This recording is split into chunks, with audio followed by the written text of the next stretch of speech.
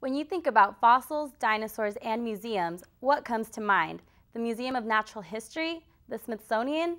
The Webb Schools of Claremont think you should add another institution to the list, high school. As the only high school in the world with an accredited museum of paleontology, students at the Webb School in Claremont collect dinosaur bones in the field to add to an already impressive collection at the on-campus Raymond M. Alf Museum.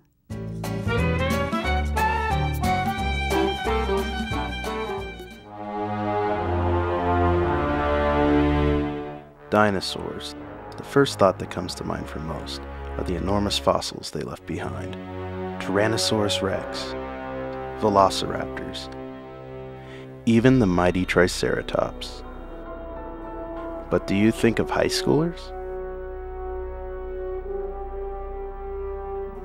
The Webb Schools of Claremont are unique, in fact, one of a kind, because they are the only high school in the world with an accredited museum of paleontology.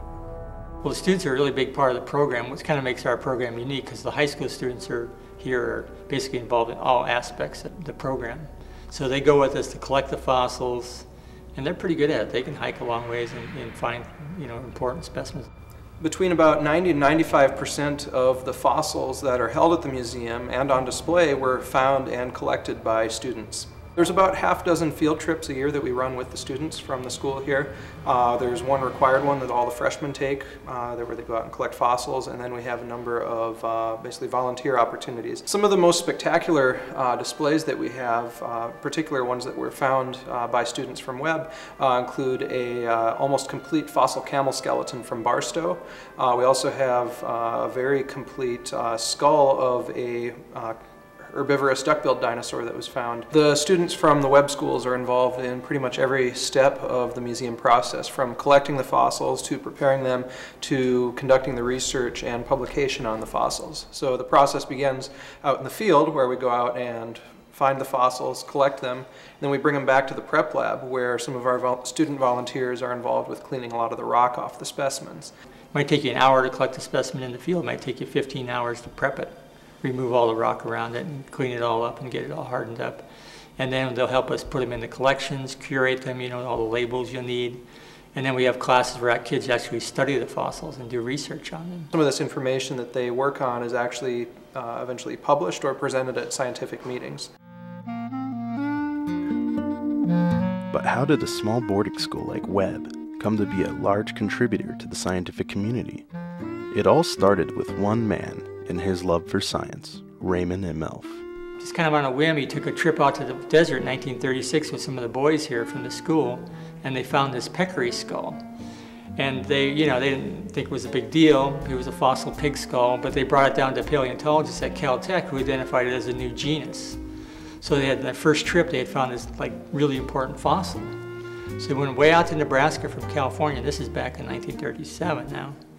And they found a bunch of fossils out there, and also he met a guy, professor from the University of Colorado, who was a paleontologist.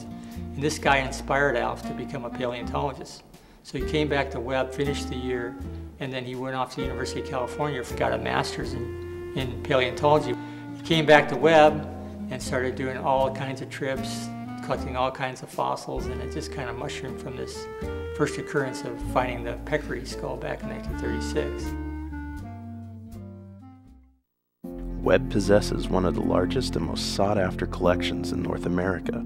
The exhibits at the museum include organisms ranging in size from a bacterium up to the size of a T-Rex. The kinds of fossils that are on display really vary in their completeness as well as the type of organism. We have some fossils that are very scientifically important, but might only include a single tooth, and then we have others that are virtually complete skeletons. Well, Ray Alf is really interested in fossil tracks. And the whole bottom exhibit floor is called the Hall of Footprints, which features a lot of these tracks. Our footprint collection is probably one of the most diverse and also one of the largest collections of fossil footprints in North America. It includes everything from dinosaur tracks to small lizard tracks to spider and scorpion tracks, all the way up to elephant tracks that were found out at Barstow. So we have a huge range of footprints ranging from about 300 million years ago up till about 5 or 10 million years ago. And my personal favorite is the bear dog tracks, which are from an animal that walked Barstow about 15 million years ago, a pretty large carnivore. The museum is not just for Webb students. It also serves the community and invites people of all ages to visit. Yeah, we basically serve two groups. We serve the Webb schools and the students here, and we also serve the public. So we have lots of programs for the public. You have school tours every morning. Schools can call us up and schedule a tour where it's led by a docent. Also, we bring fossils and stuff out to other schools, like a traveling fossil presentation where you can make at schools. And we have open houses on Saturdays, and we have a special fossil fest once a year. So we try to serve the public as much as we can, and we're open every day, and then from 1 to 4 on Saturdays. Ray Elf leaves behind the inspiration to continue to look for answers and a legacy that will last for years to come. What our museum is really known for is taking kids out in the field to collect fossils and bringing them back here for display and studying them. And that's what we do today. We follow that tradition of Ray Elf's.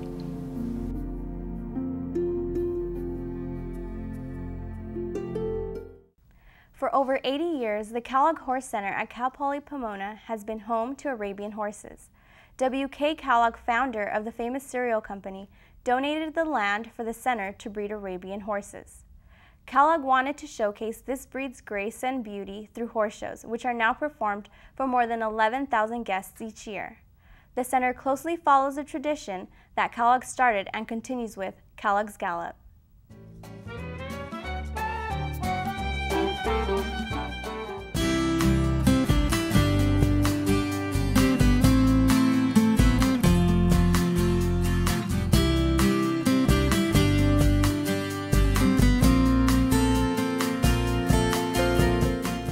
Cal Poly Pomona welcomes anyone who has an interest in horses to Kellogg's Arabian Horse Center.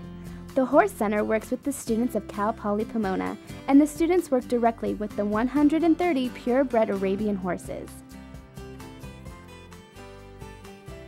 W.K. Kellogg founded the Horse Center. He worked mainly with Arabian horses to display their versatility and intelligence. Mr. Kellogg bought the land in 1925 and started building the old barn then, and started importing the horses from different places. And then in 1932 is when he decided to donate the land to the state. And in the deed to the land, he put specific stipulations on what he wanted the horses to be a part of the university. And we do a lot of the same things today. He created the Sunday Horse Show. He had a stipulation how many horses he wanted here, how many horses he wanted to breed each year and keep the Arabian breed alive, and educate the public about the breed. And basically those are kind of the principles that we do each day. A regular horse is, most time when people say regular horses, they mean quarter horses, because they're America's breed. They're kind of short, stocky, and run around really fast sometimes.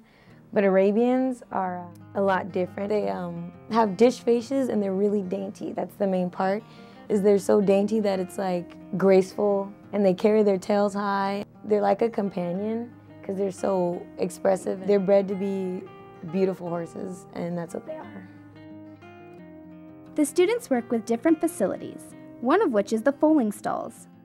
We have a large animal vet clinic room, but it's mainly for when the vets come. We use that room so that they have a space to work in. The students also participate in monthly shows. One of the rooms the students prepare in is the tech room. So students can bring their own, if they have their own saddles and tack, they can bring them and keep them in here. They have lockers to keep their any of their equipment in. Other facilities are the training area and arena where the horses perform. Animal vet and agricultural study majors participate with assisting the horse farm. I'm in charge of daily care of all of them. There are 5 students that live here. 2 of them are responsible for helping with any of the mares and helping with all the breeding stuff, and then 3 of them are responsible for feeding, cleaning, and taking care of all the horses on the farm. The Arabian Horse Center has many teams and clubs which practice riding with the horses. One of the participating organizations is the Intercollegiate Horse Show Team. Well, this horse right here, he was basically loaned to us, and he's been basically the best guy ever. He's like, I consider my boyfriend. We have lessons 3 times a week, and we basically get all horses all set up. We trot, walk, canter, and we judge them on their equitation, so the posture and their legs. Cal Poly students have competed in different shows and won numerous awards. Their recognition is displayed throughout the facilities. We do all artificial insemination here. We don't do any live cover. All of our breedings are donated from stallions across the United States, so we breed to stallions in New York, Ohio, Washington, Texas, Arizona. Aside from breeding, Cal Poly Pomona also sells the horses to the public. Some horses that go to just being like family pets, just basic riding horses, and then they go all the way up to being show quality horses. The Kellogg Arabian Horse Center not only dedicates its time to taking care of the horses, but continues to take on Kellogg's history of educating the public on the Arabian horse. The center hopes to expand and bring more people to the current family of workers. Thanks for joining us here on Spotlight. If you have any ideas for stories, please contact us using the email at the end of the credits. For all us here at Spotlight, I'm Senya Martinez. Good night.